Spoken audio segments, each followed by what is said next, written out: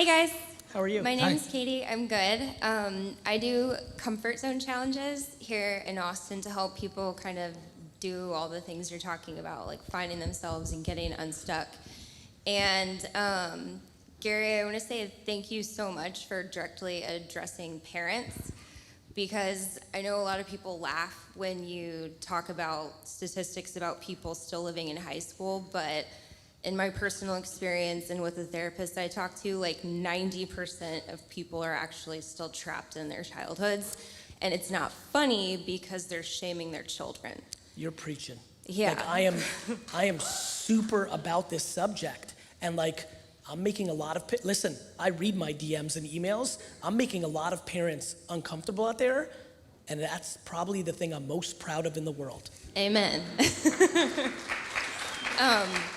And so I would love, so May is actually Mental Health Awareness Month, and so my question is, what do you see as like the responsibility of leaders, and especially men like yourselves as CEOs of companies? What is the boundary of where like you create an environment to take care of and to foster growth in your employees, and then like what they're responsible for growing on their own? And then I'm also interested in what impact have you seen with implementing Claude Silver as the Chief Heart Officer in your company?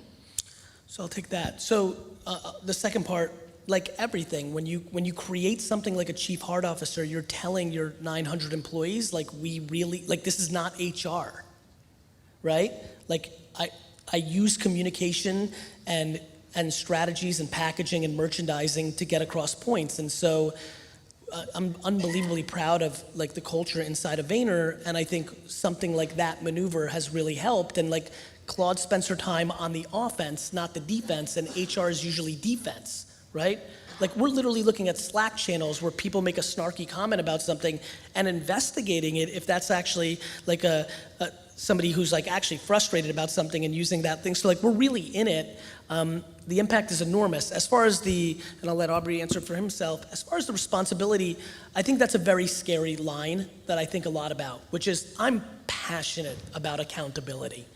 I think the unbelievable vulnerability in our ecosystem right now is people not being accountable for themselves, are looking for CEOs, companies, other people, personalities, government, like just looking for somebody else to address something. That doesn't mean that there isn't a responsibility, but it's a slippery slope, and I think everybody calibrates it differently. I take a lot of responsibility. As a matter of fact, the biggest issue I have as an operating kind of executive is I think I create entitlement even though I hate it. I really do, because I don't like negativity, because I do kind of always look for the bright side, because I do see an employee and be like, okay, maybe, oh, they're in accounting, but they suck at math, that was a bad idea, but maybe they can do this, like I'm always on the offense of that, and it does create a little bit of entitlement. And Vayner had a little bit of a rough patch 3 years ago where I had to really let go of a significant 30, 40 people because I needed to reset, and it was painful, and everyone was like, fuck you, Gary, you said it was family, and I was like, look, like my ultimate responsibility is to keep this thing alive, otherwise you're all gone. And so I think that there is a sense of responsibility, but I do think the thing that we need to beat very loud is that people have to be responsible for themselves as well, because there's an enormous amount of confusion around that issue.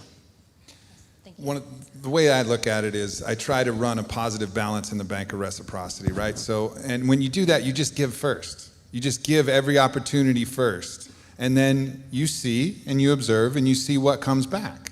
And so like for us, we're always giving every opportunity. Okay, meal plan, cool, we got that. Okay, shake credits, cool, you got that. Okay, you can get all our stuff. Okay, you can go to my ranch, my personal ranch in Sedona and work with some of the healers I know out there. Cool, you can do that if you want. Like we got all of these different things that we're offering. And then the people who are taking that and taking it with gratitude and then receiving that and feeling that gratitude, they're gonna push back so much more in their own effort and their own ethos and that own Onnit that they carry in their heart.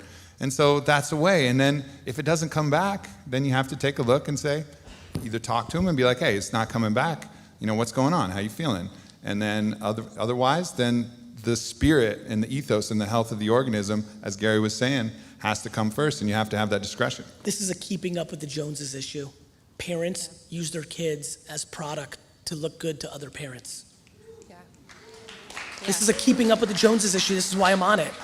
People like you should go to this college, like, because they want to look good. Like, this is a very important conversation. It's very important. So what do you think that we could do to like encourage parents to actually do their own work? Keep putting pressure on this conversation. And humans can only do their part. I'm not crippled by anybody picking up what I'm putting down. I just keep putting it down. Thanks, guys. Thank you.